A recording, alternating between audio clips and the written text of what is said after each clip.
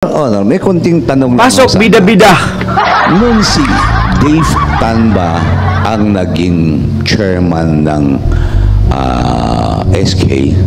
Anong committee ho ang hawak niya? Majority Floor Leader. Committee on Utility and Franchise. Okay. Councilor Babilim.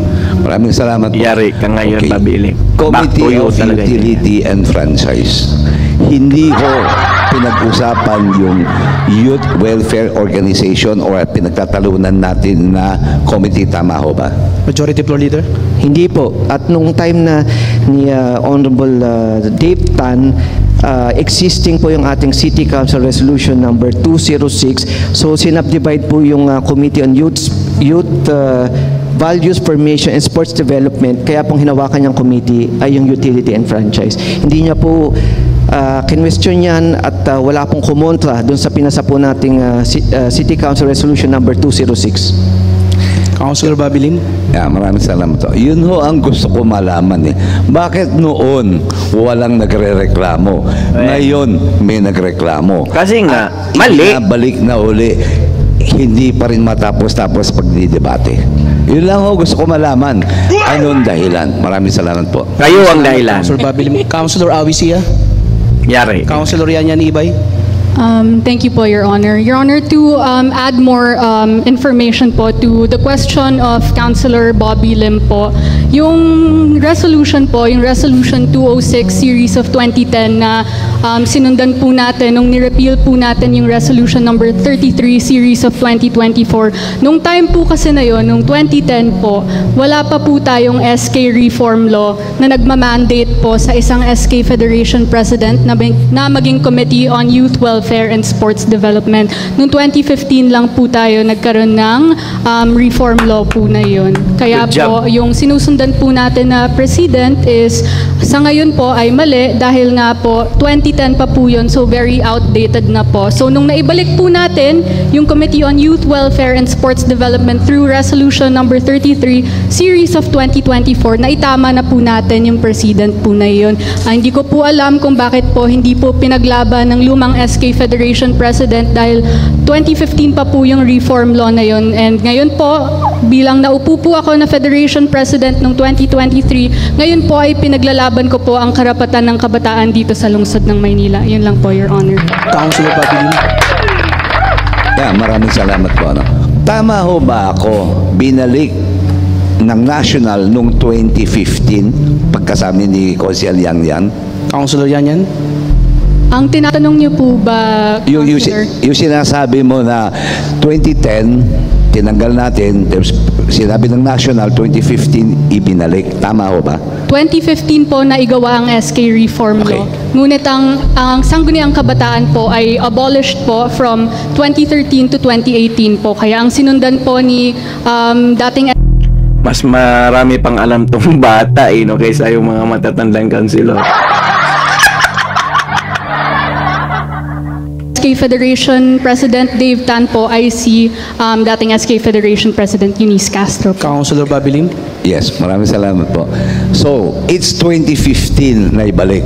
Pero kailan nakaupo si Councilor Dave Tan, SK Councilor Dave Tan? Di ba naupo siya ng 2022?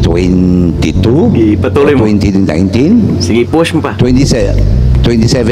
Sige, push mo. Bakit hindi niya hawak? Walang pumalag. Councilor Yanyan. Your Honor, hindi ko po maisasagot ang katanungan ni Councilor Bobby Lim dahil hindi naman po ako si Councilor Dave Tan. Walay! Ako po ay si Yanyan Ibay po na ngayon po SK Federation President. Ibig ko sabihin, Councilor Babilim? yes, maraming salamat po. Hindi Wali! ikaw ang kinu-question ko. Ikaw ang kinu-question ko. Tinatanong ko lang, bakit noon si Dave Tan ang nakaupong SK sa mga kasamahan natin, hindi ikaw tinatanong ko eh, walang pumalag nung hindi napunta sa kanya yung youth na ito, yung welfare youth na ito, nasa kanya franchise. Sir, konsihal ka nun, sir, di ba? Pumalag. Konsihal ka nun. Ngayon, natanggal, binalik sa iyo, may pumapalag pa rin. Maraming salamat po. O ba't hindi ka pumalag, sir? Konsihal ka nun. Councilor Awisia. Salamat, Your Honor. Yari ka ngayon. Para po sa kasagutan di kay Consel Bobby Lim, magpasalamat tayo kasi yung mali, itinatama na po ngayon. Yes. At pangalawa, yung mga nangyari noong nakaraan na yun, konsihal ka rin po nun. Bakit hindi ka rin po nagtanong? Okay, by the way, may tatanong. Sa aking opinion ay hindi po talaga. tama. Wala pong nagsisave face. Matigas talaga. Unang-una, ito pong ni-repeal nating resolution number 513 has not been invalidated by any courts. Siya, It sige. has not been questioned. Nagustuhan mo yan, There's been a bahala ka. ruling. It can go up to the Supreme Court and the Supreme Court will rule on the legality of Interrupt na ako sa'yo. Bahala na yung mga viewers kung interrupt ako sa'yo. Ibabalik-balik lang yung sinasabi mo. Labagin mo yung batas sa nasyonal. Bahala ka. Total, may kaso na naman kayo, di ba? City Council Resolution number Sige. 206. Kung hindi po natin ito ni-repeal, existing po itong Resolution number 513 at hanggang ngayon ay wala pong Palagi niyang committee depensa, para pabalik-balik paghawakan yan. ng ating SK Federation President, Your Honor. Kung tayo po'y namumulitika, edi Tama. wag na lang po natin ibalik, hindi ba, Your Honor? Ayun po ang pamumulitika. Dahil Ibinalik po nila kasi nahiya po sila, kahiya nila at nabash sila ng taong bayan. Kasi mali naman po talaga. Kasi kita yun na kung paano mag-fight po si Yang Ibay, napakatalino. Mala Miriam Defensor Santiago. wala naman pong nag-uutos sa atin na ibalik itong committee na to, kundi nanggaling po sa sarili po nating desisyon at damdamin. Dahil naniniwala po tayo na dapat bigyang pagkakataon si Honorable Yan Ibay na hawakan itong committee na Sige, wag mong ibalik. May memorandum na kayo galing sa DILG. Patong-patong yung kaso ang harapin nyo. at patunayan po sa Maynila, lalong-lalo na po sa kabataan, kung gaano po siya kagaling at ipaglaban ang kabataan dito po sa Maynila, Your Honor. Just for the record, Your Honor, gusto ko po i-clear yan na wala pong courts na nag-invalidate nitong resolution number 513, kaya wala pong dapat ikatakot ang mga konsehal at hindi po nato ginagawa dahil may Bahala nakutos ka, po sa kagustuhan mo yan. atin na korte o kahit sino. Ginagawa po natin to dahil naniniwala po tayo na dapat bigyan pagkakataon si Honorable Yan Ibay. Yun lang po, Your Honor. I'd like to start this off by saying, tinama na natin ang mali, binalik natin sa mali, ngayon ay itatama na natin ang ginawa nating mali. Yes. Ayun lang naman po yung question sa aking isip noong pinaglalaban ko po ang Committee on Youth Welfare and Sports Development, whether or not the IRP supersedes the Republic Act of the Philippines. And with this act and with this resolution, I am assured that no local ordinance or resolution can supersede a Republic Act or a national law. So I'd just like to reiterate yung issue ng violation po ng Section 22 of the Republic Act of 10742 or the SK Reform Act of 2015 as amended by continuously denying for the past few months po yung reconstitution po of the Committee on Youth Welfare and Sports Development and appointing the SK Federation President as its chairperson. I have here two resolutions. The first one is City Council Resolution number 33 series of 2024 last January 30, 2024 which amended yung Rule 10 Section 18 of the revised internal rules of procedures of the Sangguniang Panlungsod of the City of Manila by adding the Committee on Youth Values Formation and Sports Development. So, nung January 30 po, binigyan niyo po ako ng pagkakataon na maging chairperson ng Committee on Youth Welfare and Sports Development.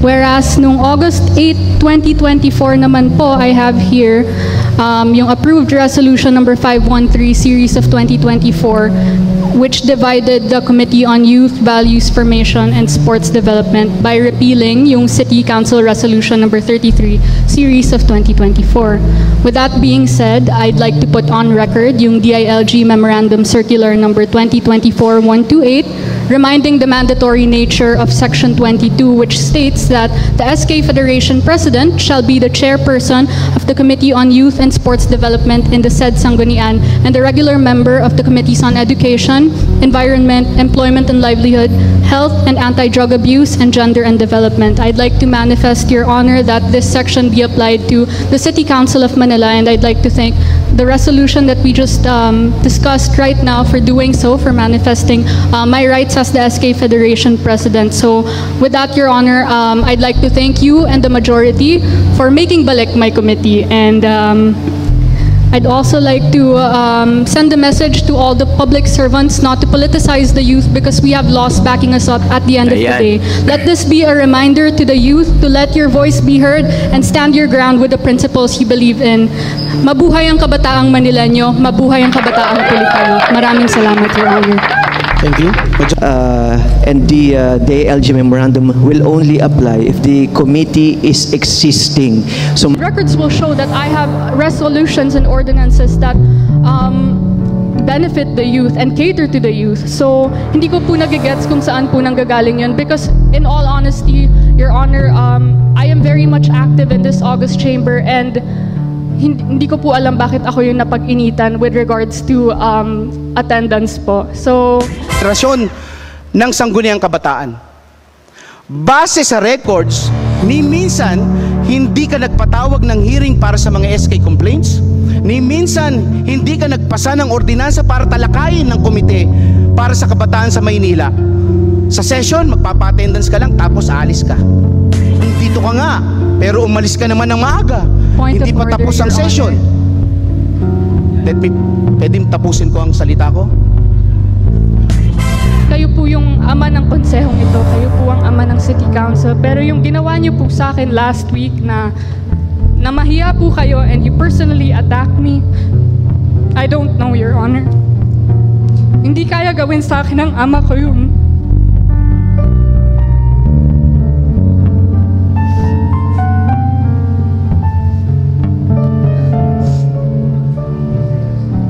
No, my father will never do that to me. So wag niyo sabihin na ama kayo ng konseho. Our hearts beat to the city streets. We began to feel the fire.